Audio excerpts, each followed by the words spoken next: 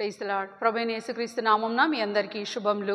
మన యొక్క దిన భాగంలో నుండి ఎఫెసీయులకు రాసిన పత్రిక 3వ అధ్యాయం 18వ వచనం. ప్రేమయందు వేరుపారి స్థిరపడి సమస్త పరిశుద్ధులతో కూడా దాని వెడల్పు, పొడుగు, లోతు, ఎత్తు ఎంతో గ్రహించుకొనవలెను. మనము సాధారణంగా షరతులతో కూడిన ప్రేమకు అలవాటు పడిపోయినాం.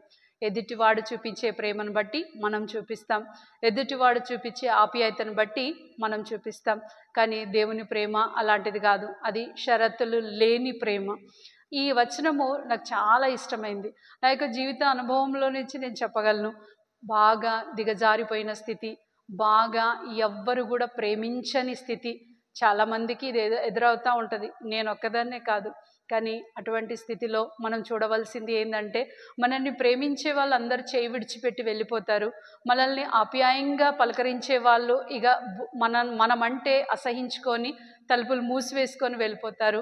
కానీ ఈయన ఒకరే మన యొక్క దిగజారిపోయిన స్థితిలో, మన యొక్క వైఫల్యాలు ఎదురయ్యి అందరూ అసహించుకునే స్థితిలో అంతకంటే ఎక్కువగా ప్రేమించే ఆయన ప్రేమ మన యొక్క దిగజారుతున్న స్థితికి ఇక అక్కడికి ఎవరు రాలేరు అనే స్థితికి ఎక్కి వచ్చే ప్రేమ.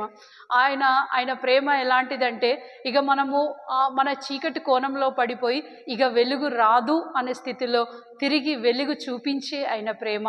అట్టి ప్రేమ నీవు కూడా పరిచయం చేసుకోవాలని అనుకుంటున్నాం. అట్టి ప్రేమ మనుషుల ప్రేమ కాదు, ఆ ప్రేమ దేవాది దేవుడి ప్రేమ. ఆ ప్రేమ ఎలాంటిది అంటే, నువ్వు ఏ స్థితిలో ఉన్నా నిన్ను ప్రేమించే ప్రేమ. ఆ ప్రేమ నిన్ను కండిషన్స్ అడగదు. ఆ ప్రేమ తిరిగి నీ దగ్గర నుంచి ఏం అడగదు. అలాంటి ప్రేమతో ప్రేమించే ప్రభు మనకున్నారు. ఆయన పేరే యేసుక్రీస్తు ప్రభు. నీవు కూడా ఆయన ప్రేమను రుచి చూడాలనుకుంటున్నావా? అయితే ఈ వాక్యం దగ్గరికి రా. ఈ వాక్యము, ఆయన గ్రంథము ఎలాంటిదంటే, నిన్ను ప్రతి సమయంలో నిన్ను పలకరిస్తుంది, ప్రతి సమయంలో నిన్ను ఆదరిస్తుంది, ప్రతి సమయంలో నిన్ను హెచ్చరిస్తుంది కూడా. నువ్వు పడిపోతే నిన్ను లేవనెత్తడానికి సామర్థ్యత కలిగిన వాక్యం.